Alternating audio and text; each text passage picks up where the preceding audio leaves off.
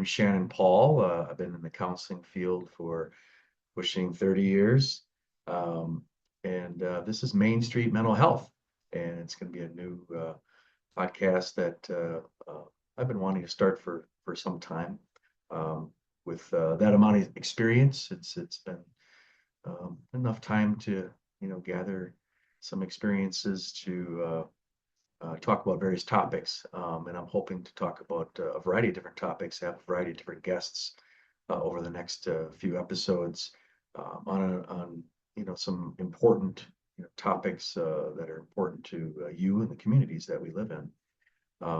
I've majority of my time I've been working in the Wisconsin area, both kind of northwest Wisconsin as well as south central Wisconsin. And it's a great field to be in. It's great to help people, and hope to share some of the things that I've come across over the time that I've bthen doing this, and hopefully it's going to be helpful to those people that tune in.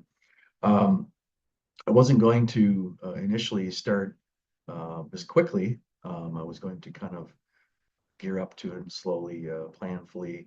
Um, uh, Start recording the episodes and that sort of thing. But I think times there's present issues in our communities and changes that are happening so quickly that I wanted to make a couple points today for this first episode. And there are a couple episodes that I see all too often, and I think they somewhat connect to each other.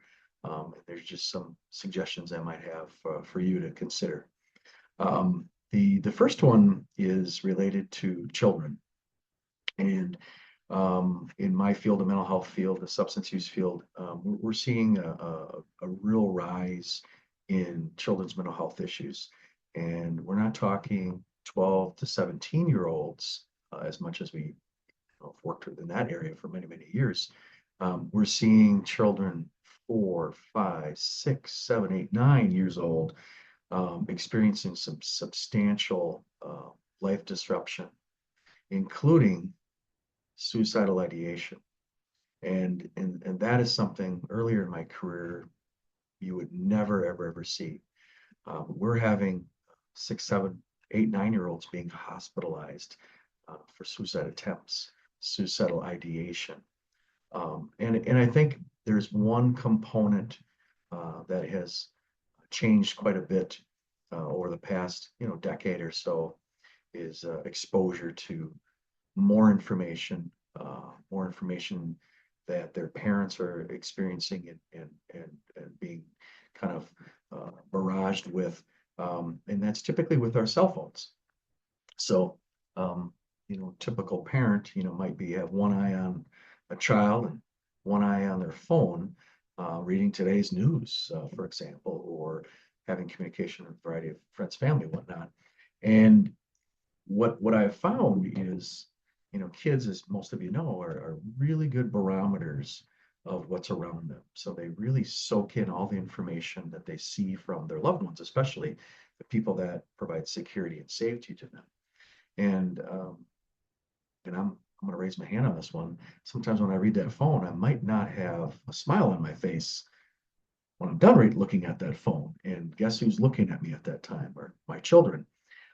If I have an exclamation of some kind in terms of a giant ugh, let's say, it's something they read, they react to, they personalize, they internalize.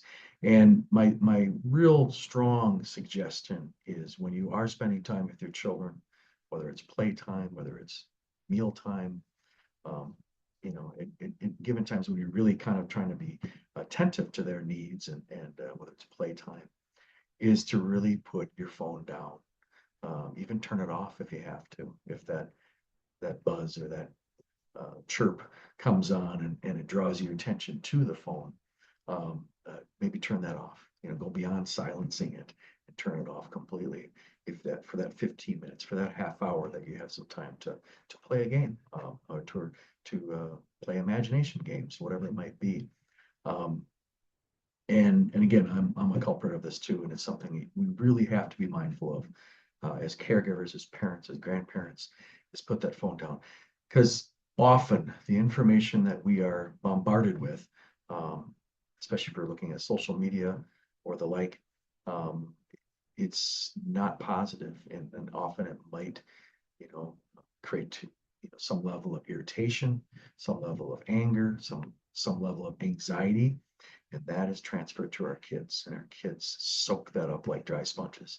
So my encouragement is really, really be mindful of your phone use around your children. So that's the first point of the day, and hopefully helpful tip. The second one is because of the current climate of our political world, our communities, our states, our federal governments, um, things have really kind of in a quick manner become more stressful. The uncertainty that we've really started seeing, back 10 years ago, but going through the COVID years, the uncertainty level was incredible, and that causes anxiety. Um, if you have a stressful life and you throw that on top of what you have the makings of definitely outbreaks and depression levels, anxiety levels, behavioral concerns, anger, aggression, so on and so forth. Uh, we've seen, in the outpatient mental health field, in the county services field, we've seen increases of demand for services that exceed all of our capacities to serve. It wasn't quite like that 20 years ago. And and I'm glad we're there. I'm glad we're at least able to help most individuals that experience those things. But it's really, my point on this is that we have such an upheaval right now, kind of a crossroads of things when it comes to the federal government, which is actually Washington, D.C. and whatnot, is to really focus on our local, whether it's advocacy at a local level, advocacy with just your family, your extended family, your community, your neighborhoods, your family and friends, to really put your attentions and energies there. Our attentions in Washington, what's happening in the world, which again is being kind of fed to us through social media, through typical media, TV, whatever. Um, it's through their lens that they're wanting to portray that. So um, we need to really harden ourselves to that somewhat. Obviously, be mindful of and aware of those things, but at the same time, as we have our arm reaches out only so far. It reaches out about 3 feet. And that's it. That's within our range of control. And so sometimes I think we can get lost in things that are miles beyond our arm reach. Um, and I think it's important to really take care of nearby. So whether that's politically, getting involved in local governments or attending local government meetings that are open to the public, schools, school board meetings, whatever, to put your energies into those things which have definitely more impact in your life on a tangible level. So those are my 2 points of the day. Really be mindful of your phone usage, especially if it's negative and it causes a reaction in you around your children. And then secondly is really focus on close to home. We have more say in our neighborhood than we do in Washington, D.C. So I just want to start with that. Again, this is Main Street Mental Health. I hope in the episodes upcoming, they can be helpful. We're going to have some really interesting and amazing and skilled guest hosts that will be joining me in this venture, and hopefully can help out in various parts of our lives. So that's the hope. Uh, Posting this for the first time, and I hope to have many more of those as we go forward. So thanks for tuning in.